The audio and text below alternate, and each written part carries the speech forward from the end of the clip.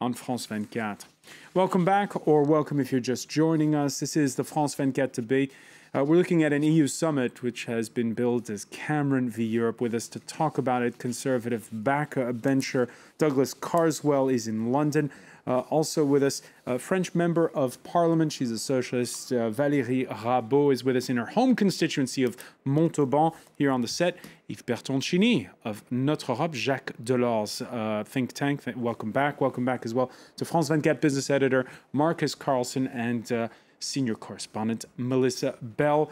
Now, in the build-up to the summit, the French president, he was also pretty firm. Here's what he had to say on a visit to Poland.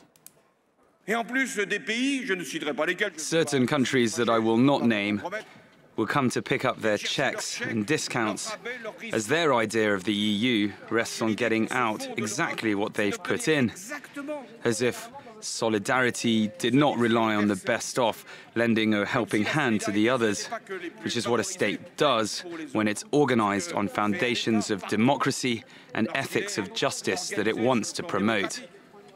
Yves Bertoncini, as you could see, as Marcus Carlson put it in part one, this is not about economics, is it? This is a political argument. Why is it coming to a head? It is coming to a head. It's not new, but the crisis is very... It's the front page of last night's edition of French broadsheet Le Monde. Sure, but I mean, it's not new, but the crisis makes it even harsher than in the past. As regards the UK, I think it's a signal of weakness. The UK is in a very difficult situation, not only politically, with Mr. Cameron's backbenchers' pressure, but I mean, economically, the UK faces a very important crisis. The growth is very low, and the debt is very high, and etc. The fact, by the way, not to be in the Eurozone was not totally satisfactory for countries like UK. So that is the first point. The second point is that, as it has been said, the budget, it's like if you're in a club, you pay a fee. I mean, it's not only about the use of the money, it's the fact to be part to the club or not. And this is what is at stake. Because as regards expenditures, EU expenditures can also be efficient. The Greek example has been mentioned, but we could mention the Irish example. The island received a lot of structural funds, and it was a success story. And unfortunately, because of the excesses of finances, private finances, real estate bubbles, it all collapsed. What was at stake in Ireland was not the public expenditures from the EU, which were very positive. It was rather the excess of private finances.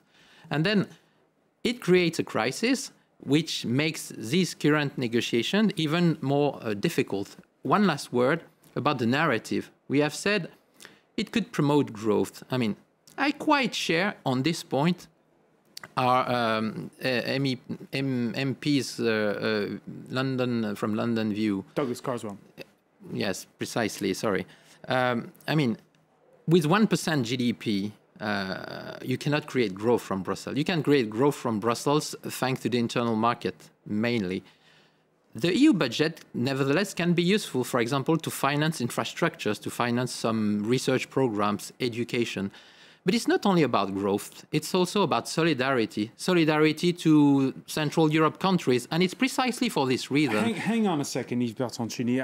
We can perhaps call it up. What EU money is spent on for 2011, more than 40% of it was spent for agriculture subsidies. First of all, here, this is the graph showing you who pays what in. And you see that Germany is way ahead, France in second place. You United Kingdom, by the way, in third. Who gets the most out? And that's why, as this is in billions of euros, that you heard Christophe Robit say that Poland is leading the charge for that increased EU budget. There's your explanation.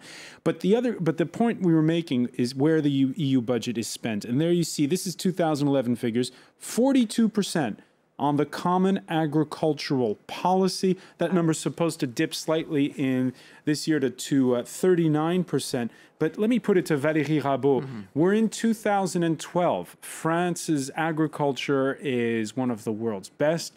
Why does it need so many subsidies? And why is the French president going into a summit saying that lowering subsidies for agriculture is a red line? We need to assess the expenses compared to targets we want to reach. When we defined European policy for agriculture, it's because there was a need to have autonomy for Europe regarding agricultural production.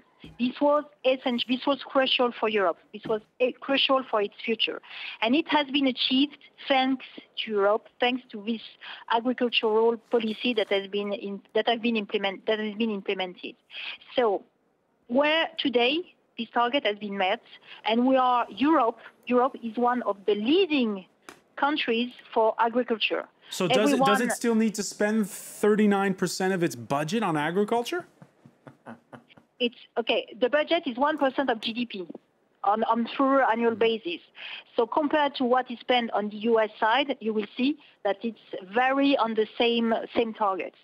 Let me ask you, Marcus Carlson, do you agree with Valérie Rabault that you need to compare apples and apples here? Well, absolutely. I mean, Valérie is right in the sense that, yes, the Common Agricultural Policy, it is a very small part of the European Union's entire GDP, etc. But, I mean, the Common Agricultural Policy is still basically like waving around a red sheet in front of a bull if we're talking about Northern European members, including Britain, because at the end of the day, France gets most of the money from the Common Agricultural Policy, and there are a lot of big farmers here in France that get most of the money. We're not talking about small farmers getting access to the money, which is another bone of contention, or has been a real controversial point for Northern European countries, and that includes Sweden, it includes the Netherlands, it includes Finland, for instance. Britain is not alone in this.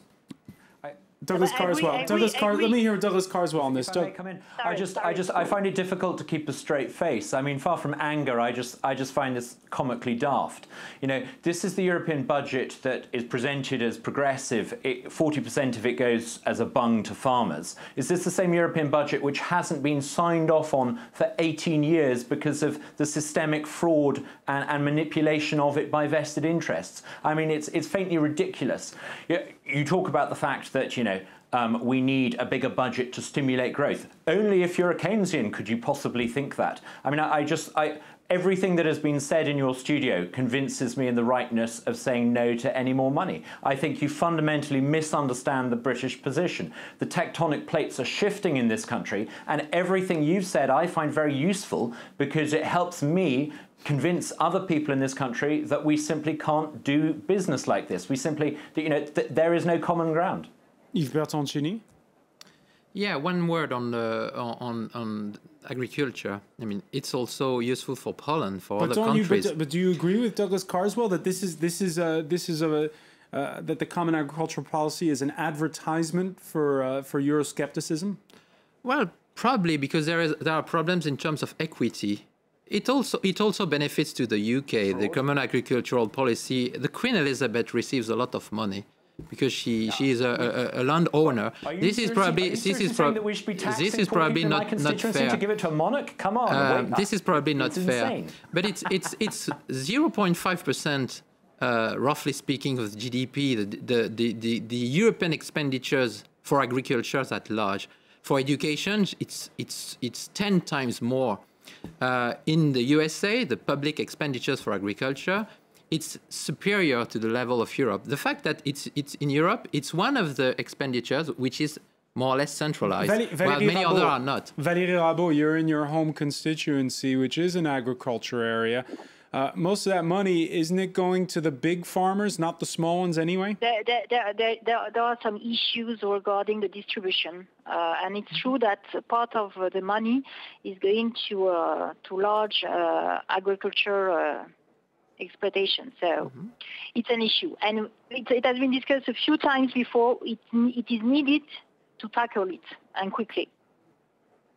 Who distributes money from poor families to rich people? It's unfair. Say it again, Douglas Carswell. It redistributes money from poor families who have to pay higher food prices to give that money to powerful vested interests. It's fundamentally wrong, and it's certainly not modern. It's certainly not progressive. It's another reason why we should not be giving more money to the euro system when it is fundamentally flawed. What we need to put in front of it is the target, the next target we want to reach. And I think it's crucial to define our overall policy on it. Yeah. All right, so try to make a more. I think we're having two slightly separate arguments. One is about whether Britain should or not stay within the European Union, and it seems more and more obvious that just as the EU and many people within it, when many countries within it have talked over the last few months about the need to move towards closer federalism for a number of different structural issues, to take Europe where it should probably have been for a long time in order to fix many of the problems that have emerged over the last few years, ever since the crisis.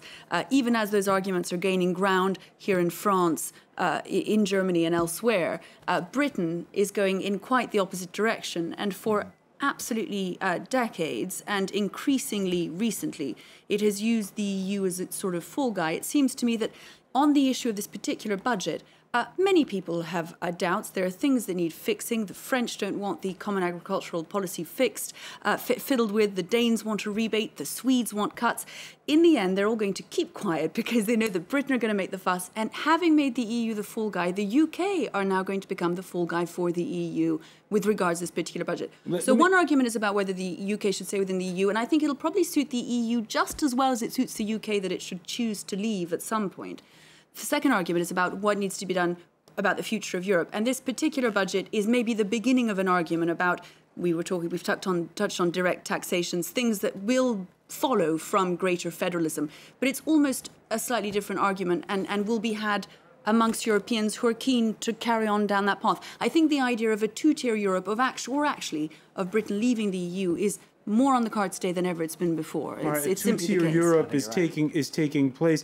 Melissa, let me just ask you, for our viewers who perhaps don't know the ins and outs of British politics, you cover the general election for us. The Guardian putting out a poll 5 days ago that asked, if a referendum were held, how would you vote? 30% would stay inside of Europe. 56% would vote to leave the EU. The interesting thing as well about that poll is that it's only inside the Liberal Democrats where there's a majority of Europhiles. Even in Labour, there's a majority of Eurosceptics. Why is that?